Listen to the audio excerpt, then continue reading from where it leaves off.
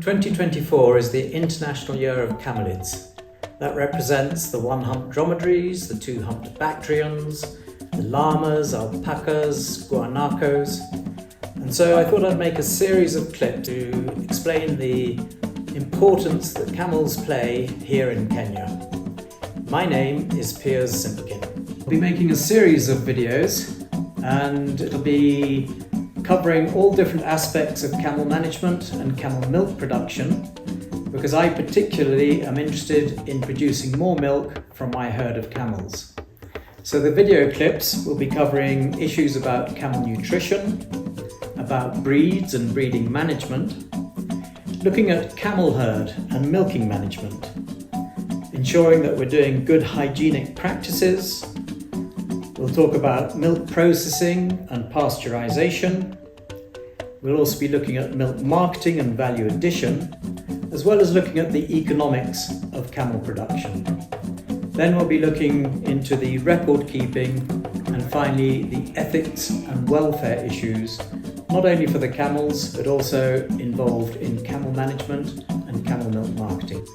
Since we started making these clips, which was back in February 2021, when we were holding a workshop for camel owners, and I was employed by the Frontier Counties Development Council, time has moved on, and now we've moved our camels away from Nakuru, where the original footage was shot, and we've moved them up to Laikipia County, a distance of 180 kilometres, and that's where they are situated today, on the 28th of March 2024. I have been keeping camels in Kenya for approximately 40 years. I first started by doing research into the effects of traditional management and modern management on the impact of camel production up in Marsabit County in northern Kenya. I then joined an NGO called Farm Africa, which was particularly putting those research results into practice, where I lived with the pastoralist nomads, the camel-owning people, and was teaching them better camel management. This may sound like taking coals to Newcastle or selling ice to Eskimos, but there was a lot that I learned from the pastoralists, but put it into a modern day, there was a lot I could also tell them about. I did also my doctorate on camel milk production and the effects of breed and management on milk yields, where I was comparing the traditional pastoralist milk management systems here in Kenya and comparing them to a hybrid system where we were trying to get the best milk yields possible. I finished my research and I purchased further camels, and we now have a herd of about 130 adult animals and about 20 calves, suckling calves,